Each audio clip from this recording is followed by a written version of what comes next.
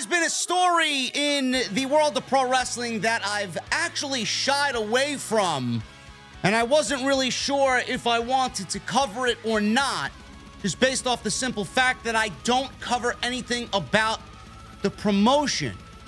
Impact Wrestling turned over a new leaf. They are now relaunching once again as TNA, and they just produced a very welcome change and a pay-per-view to go along with it called Hard To Kill, where we saw the emergence of one Nick Nemeth, a.k.a. Dolph Ziggler. It was a well-received show, and that was because of the leadership and the enthusiastic backing of President Scott D'Amore, who basically was the face of the entire promotion. It was on Wednesday this week where literally out of the blue, Impact, TNA, they let go of Scott D'Amore, fired from the company.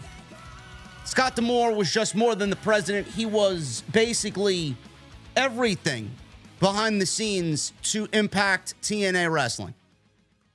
He was. He was a confidant to that locker room. He was one of the main reasons why people sought Impact TNA to go there and work. Scott D'Amore was one of the reasons why people who have been there, who had opportunities to go to WWE and AEW, those people, those men and women stayed because of Scott D'Amore. He was head of creative. He built business relationships, partnerships with New Japan Pro Wrestling, bridges that were burned, reputations that were ruined. Scott D'Amore and his leadership rebuilt all of that over the years for Impact TNA Wrestling. So needless to say, it was quite shocking when he was fired on Wednesday afternoon. Now, this is coming directly from Mike Johnson and PW Insider. They have all the information up to date as to why Scott D'Amore was fired. And even after I read all of it, it still doesn't make any sense whatsoever why you would get rid of the one guy that everybody loved in that company if he didn't do anything wrong or that was worthy of him being fired. TNA is not going away. Mike Johnson wanted that to be known right out of the gate in his report. They are not going away. One question that we received from a few readers is whether this is just the beginning of Anthem doing away with TNA. That is not the case, we are told, says Mike Johnson. Anthem is fully prepared to keep moving forward with the promotion. Remember, the company was prepared to make big offers to Will Ospreay, who told PWInsider.com that it was almost something that made him reconsider going to AEW. And they made offers to CM Punk after he was let go from AEW. That means Anthem was and is ready to move forward and spend money on the right talent or the right event. Now, there was one rumor going around in the community about Scott D'Amore, who actively went to Anthem management and wanted to spend more money, asked for a bigger budget. He wanted to bring in bigger names and do better things, bigger things. Obviously, you could do that with more of a budget. They didn't allot him any more budget, and they actually told him that he was spending too much money. They have no money coming in. I don't know how the company has actually operated and thrived and remained this long without any profit. I don't know. But clearly they want to spend money. Only if there's a Will Ospreay, only if there's a CM Punk. I mean, how many Will Ospreays are out there that you're willingly going to be able to spend money on someone like that? How many CM Punks are out there? I mean, those are once-in-a-lifetime names. You're not going to get them knocking on your door every single fucking week. So clearly, if you want to be a major player, you got to throw around the big bucks. I don't know when that opportunity is going to come back around for Anthem when you get someone like Will Ospreay or CM Punk hitting free agency and you're able to negotiate with them. I think that's just a fucking excuse, to be quite honest with you. Why was Scott D'Amore fired? Nobody knows. There was a lot of people assuming something salacious happened to lead to Scott D'Amore's exit, but many sources have stated, PW Insider sources stated that those sources close to Anthem say that isn't the case.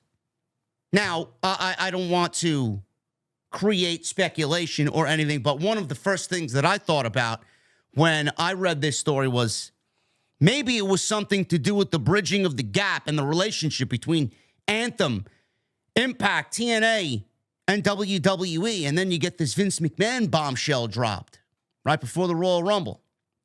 Going into the Royal Rumble, we got Impact, TNA talent in the Royal Rumble. And that's something that was heavily promoted even after the fact. Did Anthem not like that? I was here thinking the worst of the worst. I'm like, holy shit, did they find something that maybe Scott D'Amore was involved with Vince McMahon, or he knew something along those lines and they just got rid of him like that? I'm like, wow, man, that would be fucking crazy. And that's something that TNA did not need at this time. I was thinking the fucking worst, really. I was thinking the worst of the worst. And I know you guys were as well. But apparently, according to Mike Johnson and PW Insider, his sources claim that that isn't the case. While no one is clear as to why this decision was made, over the last few days, the belief seems to settle on the idea that Len Asper, the head of Anthem, and D'Amore came to a crossroads where they disagreed on how TNA should be operated, and only one person was going to win that butting of heads, and that was Mr. Asper, Len Asper. The word making the rounds over the last few days or so is that at some point in recent weeks, Scott D'Amore approached Anthem with an offer to buy TNA outright from Anthem, and was said to have been backed by a letter with a major banking institution, but it was rebuffed. We've heard from some on the Anthem side that it was seen as a legitimate offer that was worthy of consideration, but the decision was made not to accept. If Anthem wanted to do away with TNA, they just could have sold it off to D'Amore or sought bids from WWE, AEW, and others who might have been interested.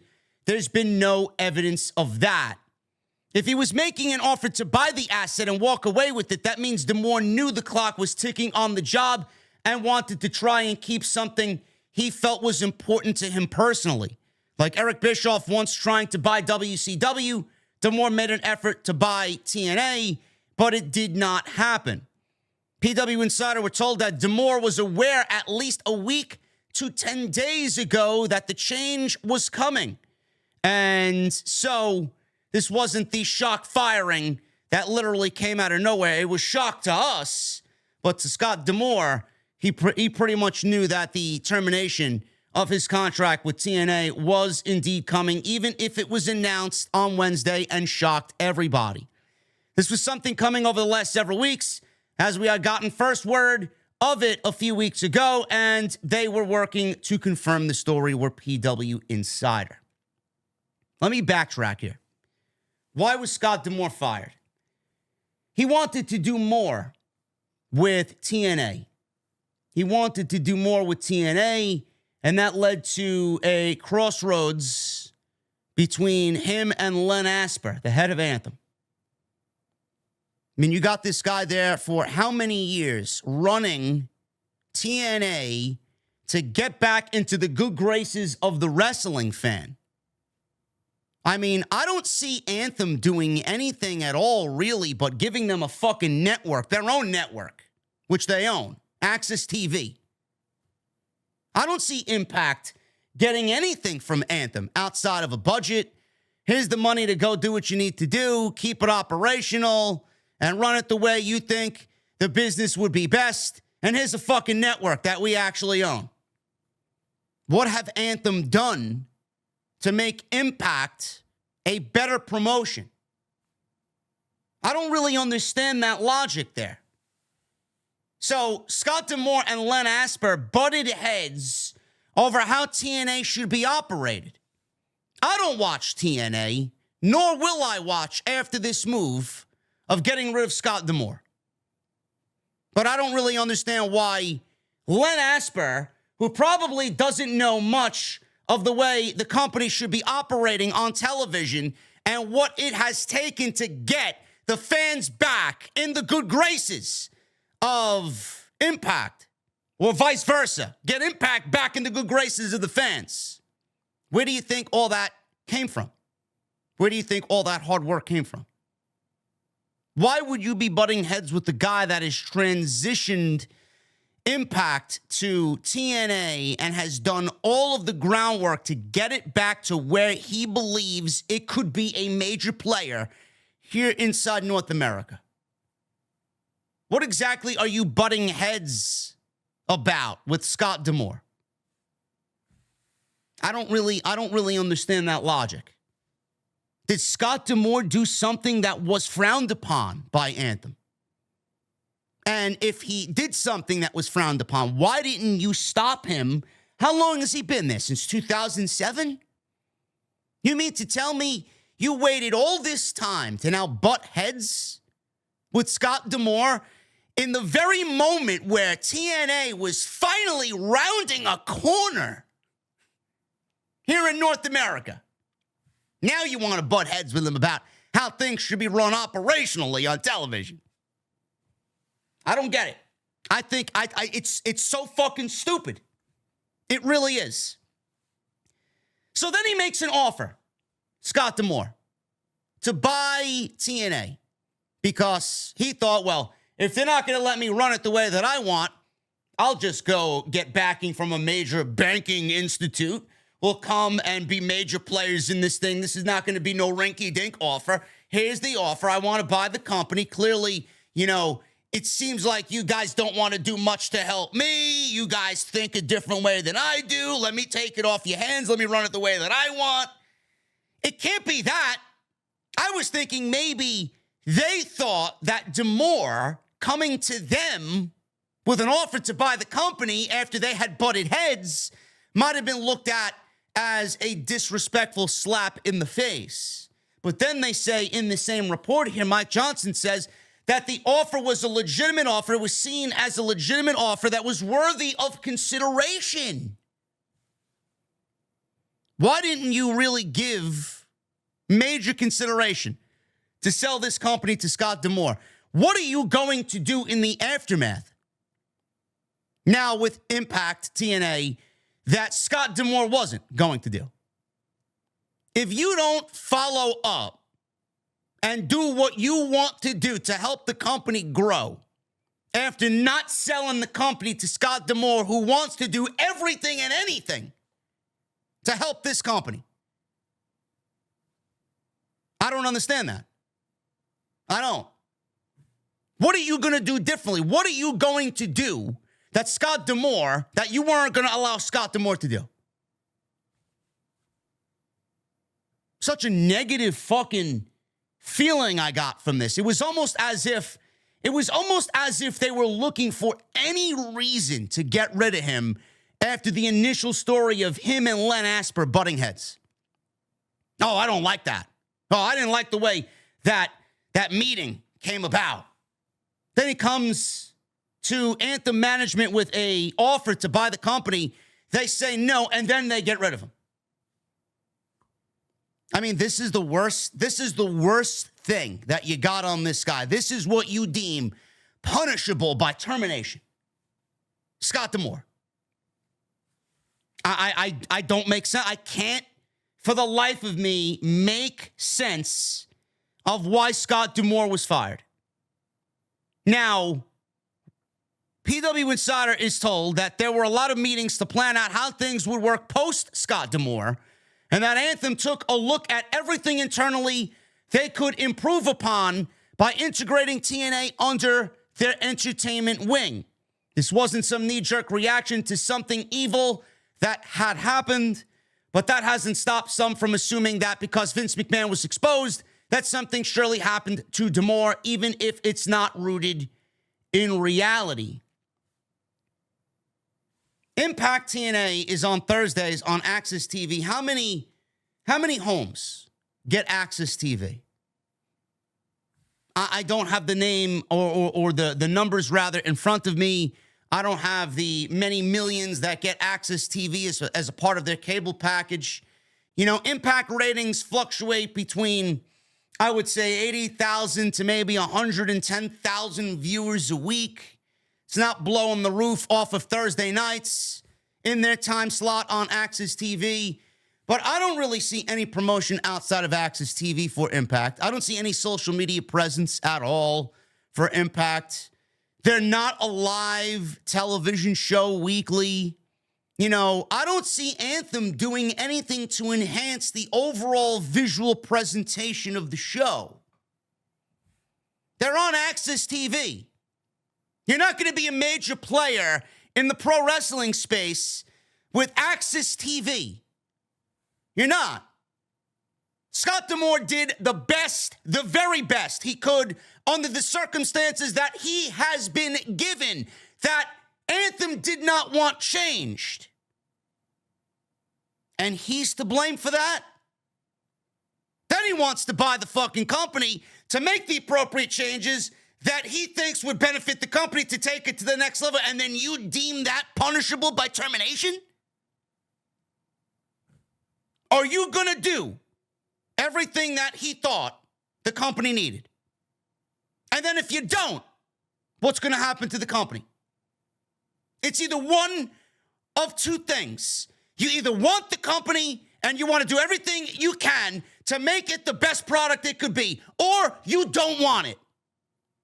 And if you didn't want it, and you're not going to put those resources, and you're not going to put that effort into TNA, then you should have just sold it to Scott D'Amore. And you didn't do that. And now people are worried that the company is going to suffer greatly because of that. They appointed Anthony Ciccione as their new president. In asking around the entertainment industry about Ciccione, we're told that he has the reputation for being a stand-up person, and a really smart executive who will listen to feedback as opposed to just bulldozing the room, as one person told Mike Johnson. He was the top executive at the Score in Canada when WWE moved there, so he does have some working knowledge of what pro wrestling offers to its partners, and we are told that he's been overseeing some internal changes coming to Access TV in the weeks ahead. We have been given nothing but positive comments about him from those who had past experiences working with Ciccione. Although he has never run a pro wrestling company before, the expectation is he will lean in on the expertise of others and consider their thoughts. Sure thing. Guy gets in this position of power and he's going to lean on others and consider their thoughts, lean in on the expertise of others. Give me a fucking break. Give me a break. People like this are a dime a dozen. They get in there, they think who they are, they get the power, and they get that position and title, and they think that their decisions and their mindset are better than everybody else that is underneath them. Meanwhile, the one thing that stood out to me about this is that he never has run a pro wrestling company before. So again, I ask, I'm trying to figure out what Scott D'Amore actually did wrong here. As far as surface level. Now, we may not know the truth. The truth may come out, and it may be as vile as what Vince McMahon did, for all we fucking know. I don't know. There's something, either they looked for a reason to get rid of him, any reason at all, they're fucking stupid, or this guy is as vile as Vince McMahon, and the truth has not come out yet, and all of this is a cover-up. I don't understand how you're going to put this guy in here and replace Scott D'Amore, who everybody loved, with someone who's never run a pro wrestling company before. He's a nice guy, though. He listens to feedback. He's a really smart executive that listens to feedback instead of just bulldozing the room. One person told Mike Johnson. Great. I don't believe it. So what does an integration with Anthem look like? PW Insiders told that there's already talk of cross-pollinating TNA stars on Access TV. Great. Nobody's watching Impact and TNA. They're going to watch other Access programming? Like this is some big coup. Oh, yeah, this is what we'll do. We'll fire Scott D'Amore, and then we'll really treat our stars like stars. We'll cross-pollinate with other shows on Access TV. Fuck out of here. And possibly even in future films distributed by Anthem's ventures. Anthem believes that folding TNA under the entertainment banner will bring them more opportunities for brands or the brand to maximize money for each side. Bullshit. Who is running creative? The current belief among TNA talents is that the remainder of Scott D'Amore's creative team and support staff will remain in place. Gail Kim and Tommy Dreamer ran the initial Zoom meeting when this all went down on Wednesday, informing the talent of D'Amore's exit. Those are two veterans who command respect with the talents, says Mike Johnson. There were no exits as of Wednesday or Thursday, which means R.D. Evans remains with creative, Lou D'Angeli remains in the marketing and working on logistics, etc. So that doesn't really give you an indication as to who is running creative. That's a lot to go from Scott D'Amore, who basically was the end-all, be-all, the vision of the show. Now, potentially, from what this says, his team is there. It's going to be more of a collective team effort, but that's a lot on everybody's plate that they did not have before. And that's going to create uncertainty in the locker room. Gail Kim may be great. Tommy Dreamer may be great. They may be respected. But are they the true leadership that this company needs right now? As far as I'm concerned, it just creates more uncertainty, if anything. Because now instead of one man, now you got two in Gail Kim and Tommy Dreamer, who I believe Tommy Dreamer, isn't he still an active performer on the roster? It's just a fucking mess. Now, talent was actually offered releases if they weren't happy with this decision by Anthem to get rid of Scott D'Amore. Mike Johnson says, I don't know where this started, but in talking to sources in Anthem and in the TNA locker room, we were told that was never brought up in conversation in either company when the meeting went down on Wednesday. It's possible talent, while frustrated, blurted out they wanted a release, but we were told that no rep for the company issued an offer for anyone who was signed to be released from their current deal. Could someone request one and receive one? It's always possible, just like any other company would handle talent on a one-on-one basis, but in terms of a blanket release, that is not happening.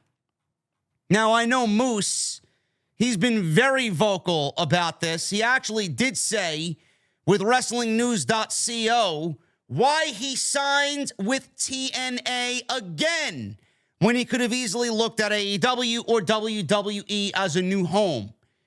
I mean, it's well known that me and Scott have a great relationship. I mean, Scott is the one who trained me to be a pro wrestler. So obviously, without his guidance and without him, I wouldn't be in the position I am in now. A lot of people ask me, oh, why did you turn down going to WWE and going to AEW to stay in TNA? And Scott D'Amore is a big reason for that. It's one of those things, if Scott D'Amore isn't here, then Moose isn't here. So that answers that question. So yeah, me and Scott are always talking. He's a huge mentor to me. Obviously, we have multiple different relationships. We have a mentor-student relationship. We have a boss-employee relationship. Then we have the friend relationship. Then we have the big brother, little brother relationship. There's so many different relationships between me and Scott. We're always talking. He's always guiding me on things I need to do to get better and things I need to try and things I can maybe stop doing. End quote. Wrestlers were said to be very angry about Scott D'Amore's firing. Dave Meltzer talked about how he believes D'Amore was pushing to increase the budget for the show, with them having momentum as of late, once bringing back the TNA brand. PW Insider also went on to say that this did not sit well with some of the talents, and this was not the way to start a relationship with the talent after a brand new relaunch back to TNA. I don't think Anthem realizes that the people that they have employed there now, some of them, like Moose, stayed and remain loyal to their brand and their company because of the man you just got rid of. How many people stayed on that roster instead of going elsewhere? How many people stayed with TNA instead of going elsewhere because of Scott D'Amore? Wasn't Jordan Grace a free agent? Didn't she just come back and re-sign with the company after a little stint away? Why did she come back? I guarantee you that was because of Scott D'Amore. Jordan Grace could have said, peace out. Now Scott D'Amore's not there. Then you're going to get women like Jordan Grace. You're going to get wrestlers like Moose who are there because of Scott D'Amore. When their contracts come up next, they ain't going to stay with TNA. They're going to venture off and finally make that jump to WWE or AEW. Jordan Grace was in the Royal Rumble. She fit like a fucking glove. Where do you think she's going after this current TNA contract is up? How many more others are feeling that same way?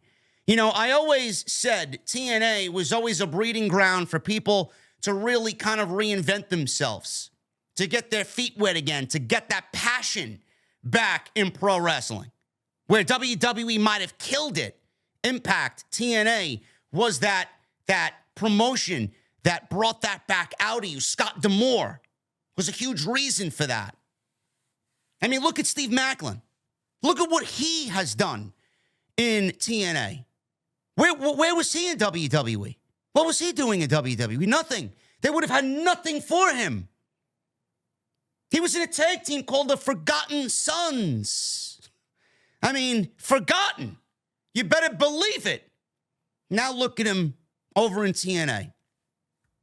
How many people are like that over in TNA? Look at Nick Nemeth, one of the best pro wrestlers in the world.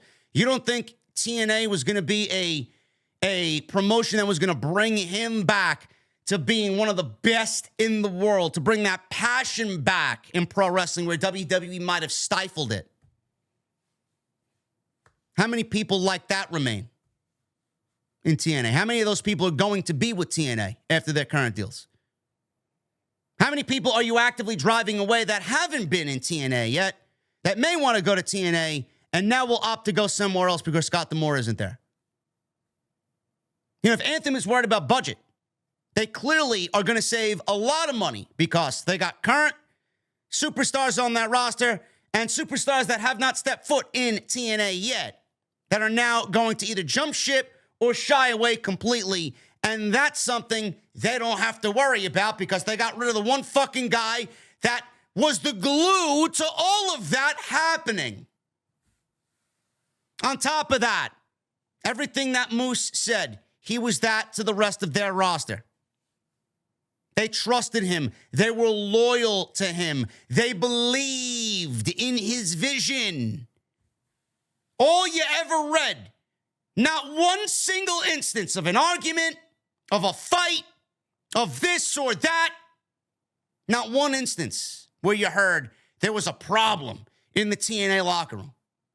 A family, a bond. You severed that. Not to say that everybody's going to start a fucking civil war now, but you severed that.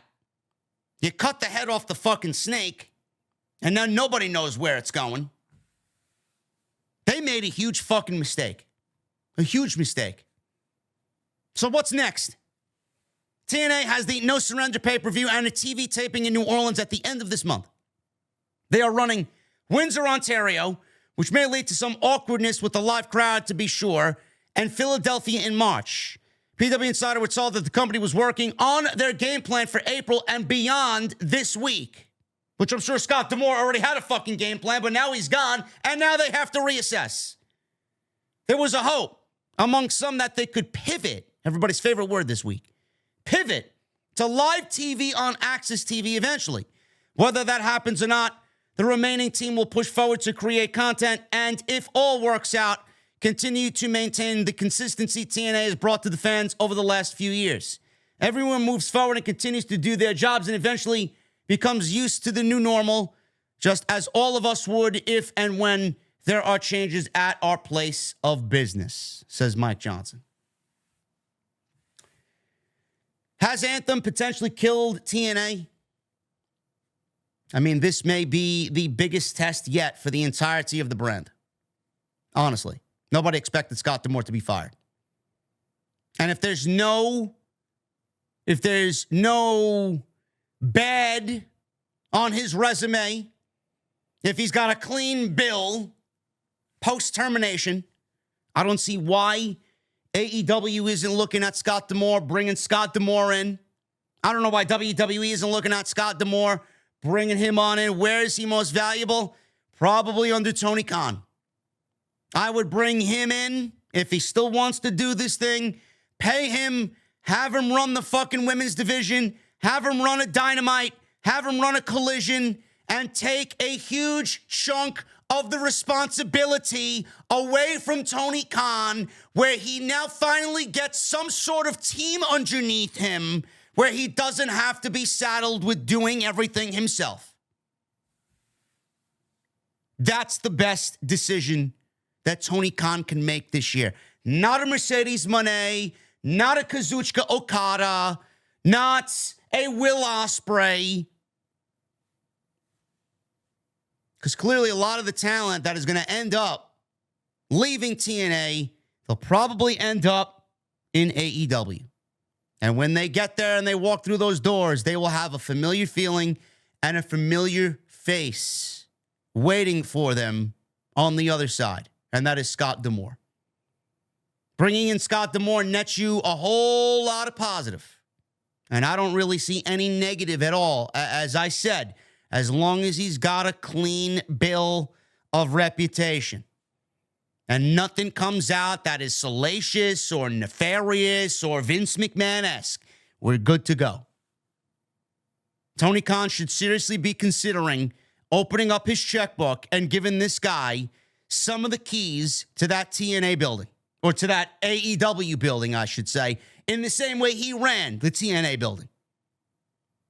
Seriously. For someone that has been so well respected and so well liked and so talked about as being, like Moose said, a friend, a business partner, trust, loyalty. Why not? Why not?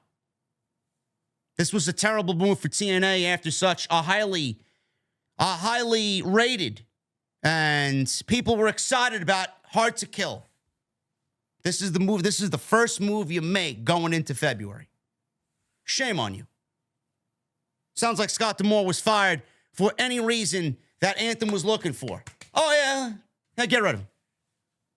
Absolutely ridiculous. And it goes to show you exactly what Anthem feels about TNA. If they were so willing, so easy to get rid of Scott D'Amore, think about it. What do you genuinely think they think and feel about TNA Wrestling? They got rid of the one guy that built this entire place up to bring back that feeling of TNA.